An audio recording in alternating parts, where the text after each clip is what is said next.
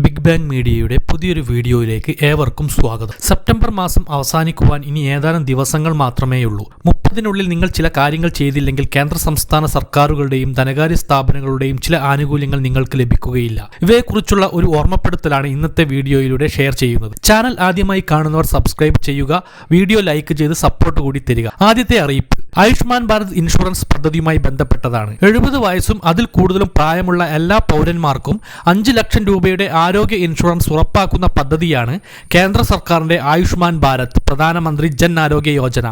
September 23 മുതൽ പദ്ധതിയുടെ online registration ആരംഭിച്ചിരിക്കുകയാണ്. വരുമാന പരിധി കണക്കിലെടുക്കാതെയാണ് ഈ ആനുകൂല്യം 70 വയസ്സിന് മുകളിൽ പ്രായമുള്ളവർക്ക് ലഭിക്കുന്നത്. അതായത് APL BPL വ്യത്യാസമില്ലാതെ ഈ സൗജന്യ ഇൻഷുറൻസ് ലഭിക്കുമെന്നതാണ് ഇതിന്റെ ഏറ്റവും വലിയ സവിശേഷത. ഡിജിറ്റൽ പൊതുസേവന കേന്ദ്രങ്ങൾ വഴിയും അക്ഷയ കേന്ദ്രങ്ങൾ വഴിയും രജിസ്ട്രേഷൻ നടത്താം. സ്വകാര്യ ആരോഗ്യ ഇൻഷുറൻസ് പോളിസികൾ ഉള്ളവർക്കും ESI സ്കീമിന് കീഴിലുള്ളവർക്കും ആനുകൂല്യം ലഭ്യമാകും.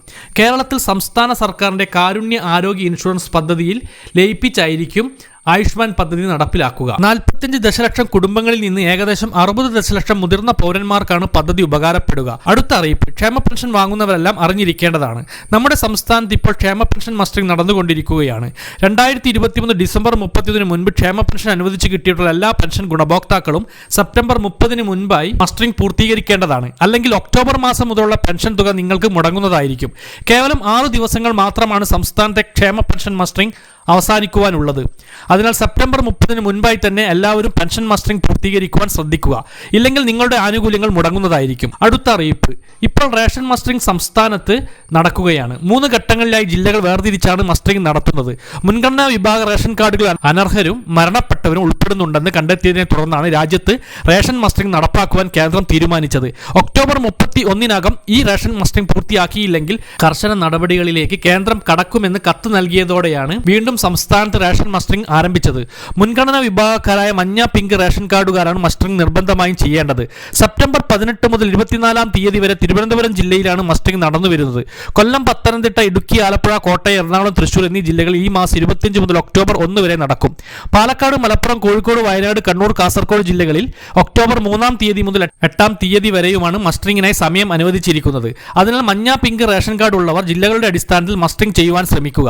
റേഷൻ കാർഡും ആധാർ കാർഡും കയ്യിൽ കരുതി വേണം മസ്റ്ററിംഗ് ചെയ്യുവാൻ പോകേണ്ടത്. അതോടൊപ്പം APL വിഭാഗത്തിലെ വെള്ള, നീല കാർഡുകൾ ശ്രദ്ധിക്കേണ്ട കാര്യവുമുണ്ട്.